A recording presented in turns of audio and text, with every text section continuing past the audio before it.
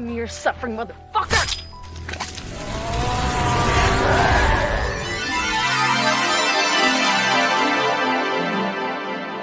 Hai guys, dimanapun kalian berada, semoga kalian dalam keadaan sehat walafiat dan selalu dalam keadaan rebahan. Pada kesempatan kali ini, Narasi 999 akan mereview sebuah film asli. Nah, film ini dirilis pada tahun 2008. Selamat menyaksikan. Madison yang diperankan oleh Sarah Rumor adalah seorang gadis remaja menjadi mahasiswi di sebuah universitas dan tinggal di asrama. Tepat sebelum masuk ke asrama, seorang pria tua bernama Mickey yang diperankan oleh Joe Inoskwa memperingatkannya agar berhati-hati.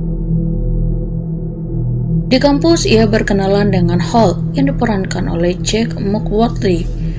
Begitu susah namanya guys, jadi kalau salah harap dibenarkan ya.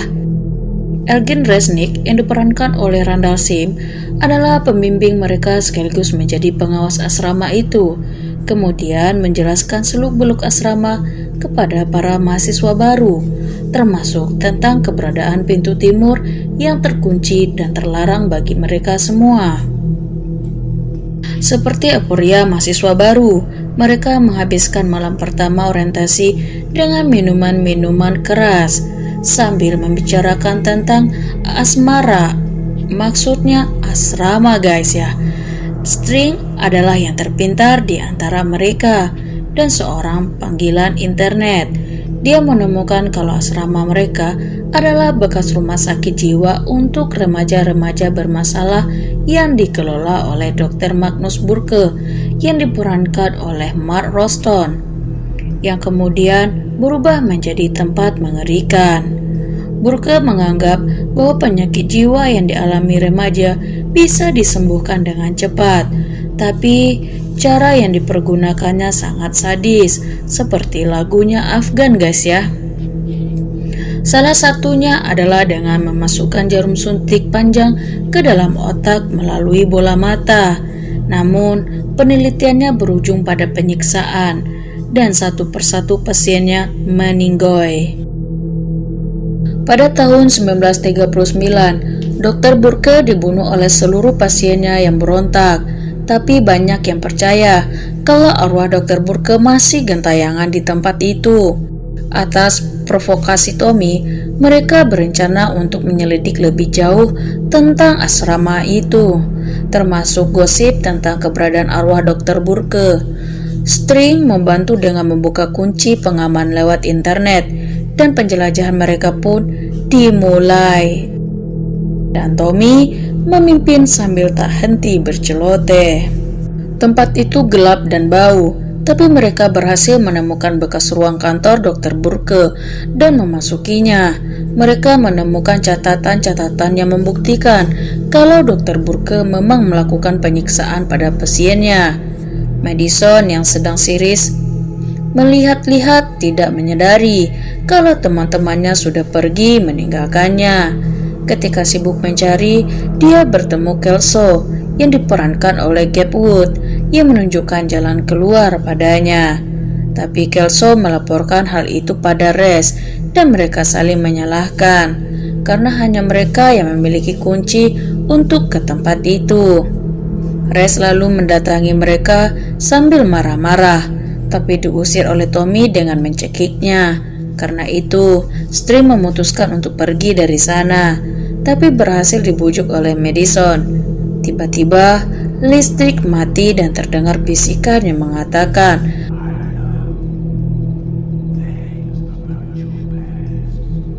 kalau dia tahu tentang masa lalu String.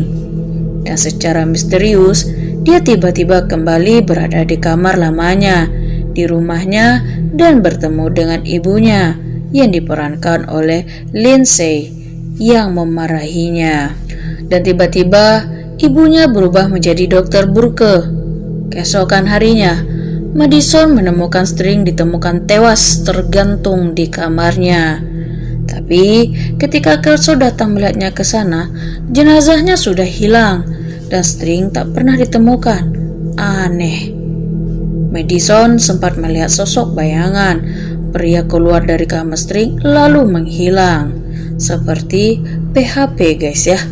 Dari jalan cerita dijelaskan kalau ternyata mereka semua memiliki latar belakang yang sama. Mereka memiliki masalah di masa kecil yang mempengaruhi kejiwaan mereka setelah dewasa.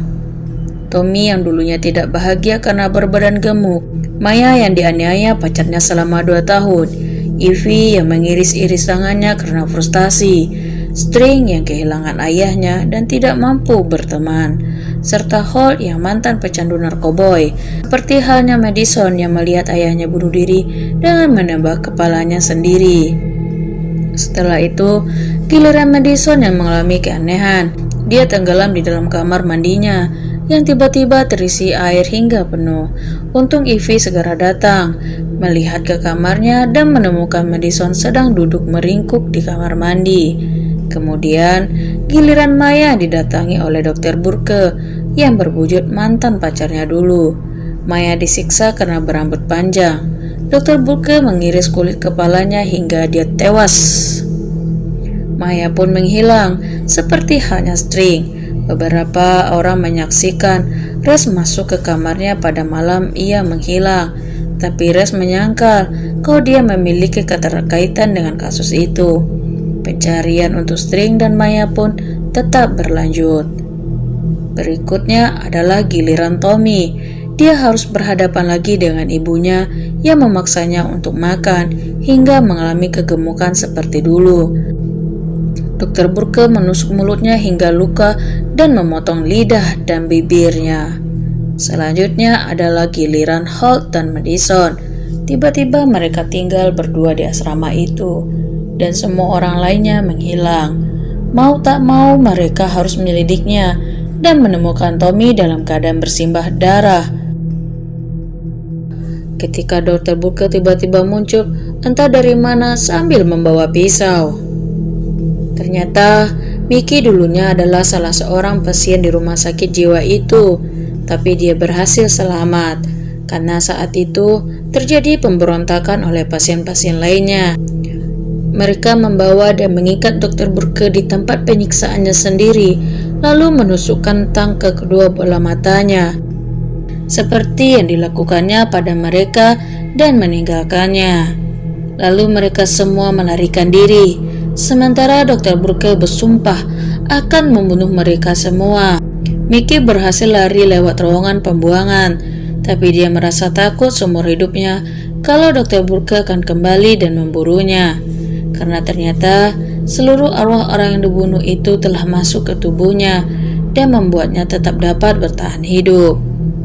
Di tengah jalan, mereka bertemu dengan Ivy yang kebingungan melihat suasana asrama yang sepi. Dalam kebingungan, dia hanya bisa mengikuti mereka, tapi Dr. Burke berhasil menemukan mereka dan membunuh Mickey.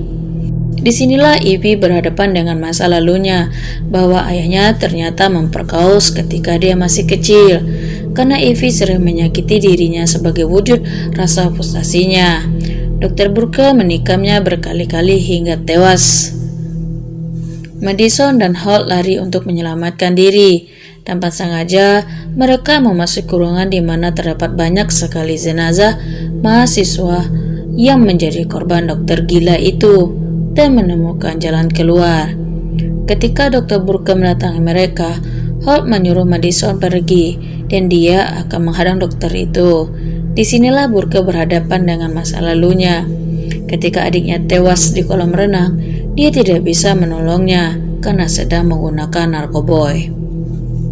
Ketika Dr. Burke akan membunuh Holt, Madison kembali dan menolongnya. Mereka lalu berlari untuk masuk ke terowongan tempat dulu Mickey berhasil melarikan diri. Dr. Burke menyusul di belakang mereka. Mereka berhasil keluar dan melarikan diri ke hutan. Tapi Dr. Burke selalu berhasil menyusul mereka. Mereka terjatuh dan kaki Holt terperangkap di antara kayu. Demi menyelamatkan Holt, Madison memancing Dr. Burke mengatakan kalau dia membutuhkan bantuan. Berhasil. Perhatian Dr. Burke beralih kepadanya. Tapi ternyata itu hanya jebakan. Madison berhasil menusuk Dr. Burke di kepalanya. Lalu arwah-arwah yang dibunuhnya dulu pun keluar dari tubuhnya dan dia berubah menjadi debu. Habis.